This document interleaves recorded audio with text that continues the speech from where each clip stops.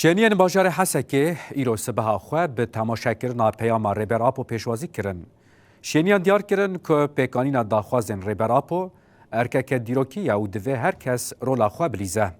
هر وکی شنیان دست نشان کرن که منیفستوی جواکا دموکراتیکا ریبراپو جبو گلن کرد و همو هزن جواکا گردونیه او دبه چاره سریج همو پرسگرکن روجلات ناوین ره. Stratejisi ve temel taktik olarak bütüncül hukukla yoğrulmak durumundadır. Tarihsel nitelikte ve kader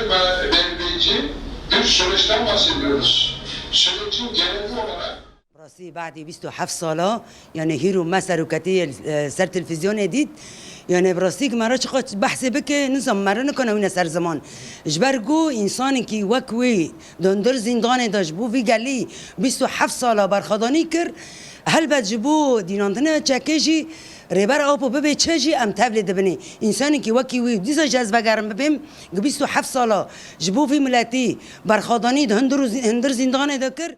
امجی وک دایک وک گلن هرو دباکر جلات سوریه دا جیان دکه ام بدل کی فرا به عشق کی مازن گوتنن ریبر آپو ام حماس دکن و گوتنن ریبر آپو هرو ارکه و کمیسیون سر مل ماجی سر مل محر کسی نتنه ریبر آپو هرو هر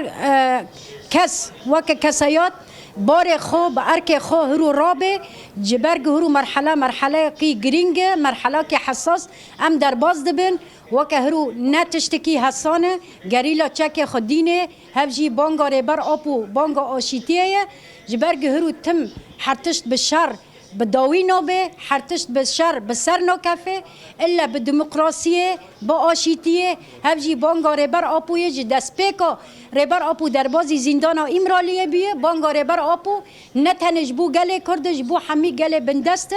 هرو امجی دخوازن وک دایک امجی بانگا ریبر آپو هرو ام پیک بینن و ام هر کسی بکار خرابن بخبات خرابن تشت گجمت خواستن ام للز بکن جبرگ مرحله حساس و گرینگ 26 سال باسی 27 دبه ریبر آپو بشکل کی زندی در نکتی سر تلویزیونی اف جاره کی در دکوه اف دیمنه کی راستی هر کسی هویا وید کر جبر به واژو آشتی آگوده سپیکر ج دم کده ما يعني وكي هيفيا ما هبوغو ام ريبر ابو برانغا كي زندي ببينن اف ايرو تشتكي قال لك بالكشفو Savaş stratejisinden de vazgeçmiş